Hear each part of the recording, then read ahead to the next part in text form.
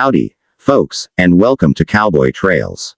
Pull up a chair, pour yourself some coffee, and settle in, because today I've got a story straight out of the Old West that still gets folks misty-eyed when they hear it told right. It's about a lonesome rancher, two little twin girls with hearts bigger than the prairie, and one moment that changed a family forever. The year was 1887, and the town was called Red Hollow, tucked up against the foothills of the Wyoming Territory.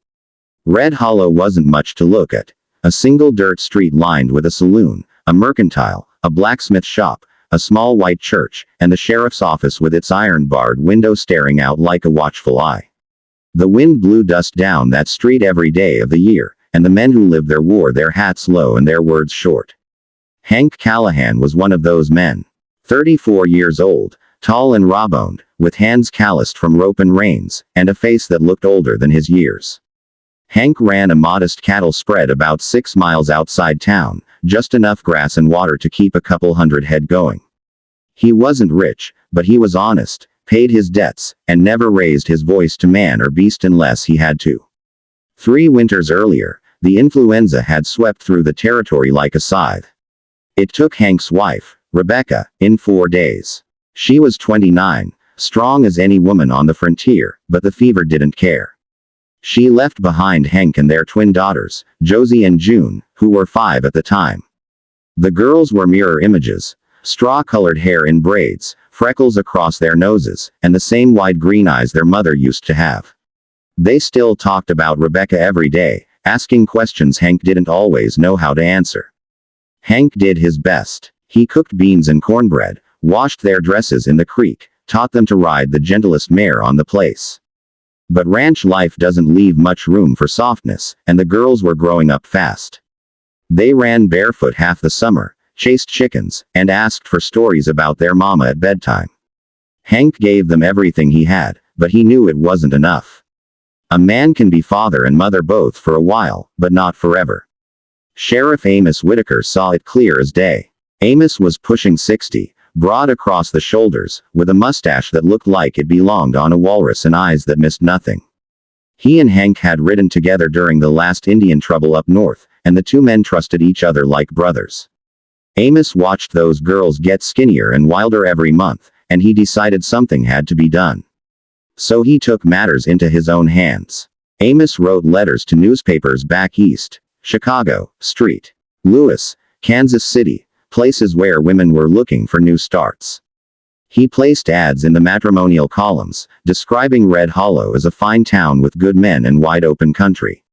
He didn't mention Hank by name at first, just said there was a widower with 2 little girls who needed a woman's care. Responses came slow, then faster. Amos paid the stage fare for the ones who sounded right. In late April, the stage rolled in with 6 women aboard. They stepped down into the dust wearing traveling dresses, carrying carpetbags and hatboxes, looking tired but determined. The townsfolk turned out to see the newcomers. Men tipped their hats. Women whispered behind fans. The 6 ladies were a mixed lot. There was Mrs. Cora Langley, a widow from Illinois, 40 and handsome, with a sharp tongue and a way of sizing up a man like she was buying livestock. Miss Evelyn Price, 26, a schoolteacher from Philadelphia who carried herself like she knew every book ever printed. Miss Ruth McCall, a sturdy Kansas farm girl who could cook for 30 hands and never complained. Miss Abigail Shaw, a seamstress from New York who talked fast and smiled wider. Miss Clara Beaumont, a quiet Southern belle from Georgia who spoke soft and kept her eyes down. And Miss Ellen Hayes, no relation to the sheriff, a soft-spoken woman from Missouri, 31, brown hair pinned neat, brown eyes warm as fresh coffee. Ellen had lost her parents and her little brother in a house fire 2 years back. She carried a small Bible in her bag and a photograph of her family tucked inside it. She didn't talk much, but when she did, her voice was gentle. Amos had the women settle into the boarding house, then sent word to Hank. Late that afternoon, Hank rode in with Josie and June on the buckboard. The girls wore their Sunday dresses, blue calico with white collars, and their hair was brushed shiny. Hank wore a clean shirt and his best hat, but he looked like a man heading to the gallows. They met in the town hall, which doubled as the schoolroom and meeting place. The 6 women stood along the far wall, hands folded. Amos stood in the middle of the room like a parade marshal. Hank took off his hat and held it in both hands. Josie and June stayed close to his legs, peeking out. Amos cleared his throat. Hank, these ladies answered the call. They're good women, every one of 'em. They've come a long way, and they're willing to build a life here. So I'm telling you plain, choose any woman you want. The room was quiet except for the creak of the floorboards and the low murmur of voices outside. The women waited. Cora lifted her chin. Evelyn adjusted her glasses. Ruth smoothed her skirt. Abigail smiled bright. Clara looked at the floor. Ellen simply stood, calm, watching Hank with steady eyes. Hank swallowed. He looked at the women one by one. He felt the weight of every stare in the room. He opened his mouth to speak, then closed it again. He wasn't a man used to choosing anything but horses and steers. Before he could say a word, Josie and June stepped out from behind him. They walked forward together, small boots tapping on the wood. They stopped in front of the line of women and looked up, first at one, then the next. Then both girls raised their arms and pointed straight at Ellen Hayes. In perfect unison, clear as a bell, they said, "Papa, that's her." A hush fell over the room thicker than prairie fog. Ellen blinked, startled. Her hand went to her throat. Hank stared at his daughters. "Girls, what do you mean?"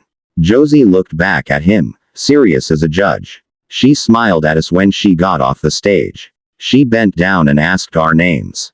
June nodded hard. And she said we had pretty hair. Like Mama's." Hank looked at Ellen again.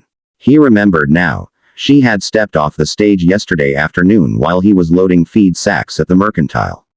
The girls had run up to watch the horses, and Ellen had knelt right there in the dust, spoken to them soft, and tied ribbons in their braids from a little pouch she carried.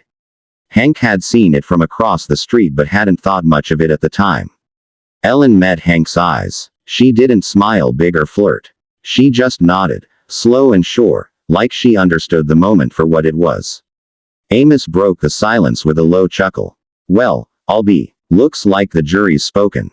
Cora crossed her arms. Evelyn raised an eyebrow. The others exchanged glances, some disappointed, some amused, but none angry. They knew how it went out here. Kids spoke truth when grown folks danced around it.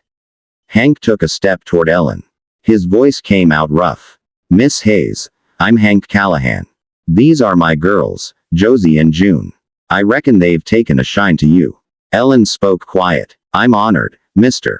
Callahan. They're beautiful children." Hank rubbed the back of his neck. "I ain't much for talking in crowds, but if you're willing, I'd be obliged if you'd come out to the ranch tomorrow.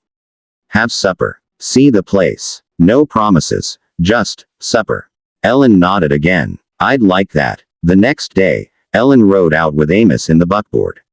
Hank met them at the gate. The ranch house was small but sturdy. Log walls, tin roof, a porch with 2 rocking chairs. Smoke curled from the chimney. The girls had picked wildflowers and set them in a jar on the table. Supper was simple. Fried chicken, biscuits, gravy, canned peaches. Hank had spent the day cleaning and cooking, nervous as a colt. The girls chattered like birds, showing Ellen their dolls, their favorite mare, the tree they climbed. Ellen listened, laughed in the right places, asked questions.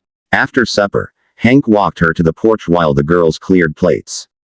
He leaned on the rail. "I ain't been much good at this since Rebecca passed. The girls miss her every day. I miss her. I don't know if I can ever replace that." Ellen looked out at the darkening hills. "I wouldn't expect to replace her, Mr. Callahan. No one could. But maybe there's room for something new.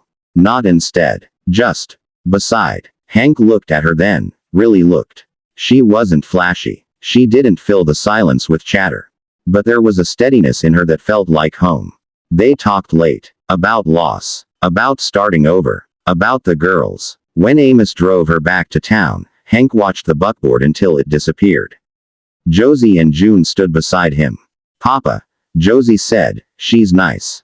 June added, "She stayed to help with dishes. Mama always did that." Hank put a hand on each of their heads. "Yeah, she did." Over the next weeks, Ellen came out often. She helped with the garden, taught the girls to sew, read to them from her Bible at night. Hank watched her with them and felt something thaw inside him he thought had frozen for good. There were hard days too. One evening Hank found an old photograph of Rebecca and got quiet. Ellen saw it, didn't pry, just sat beside him on the porch until he was ready to talk. She never pushed. She just stayed. By July, the town was whispering. By August, they were planning. In September, under a wide blue sky, Hank and Ellen stood in the little church with Josie and June holding flowers. Amos stood up front as witness. The preacher read simple words. When it was over, Hank lifted the girls one at a time so they could kiss Ellen's cheek.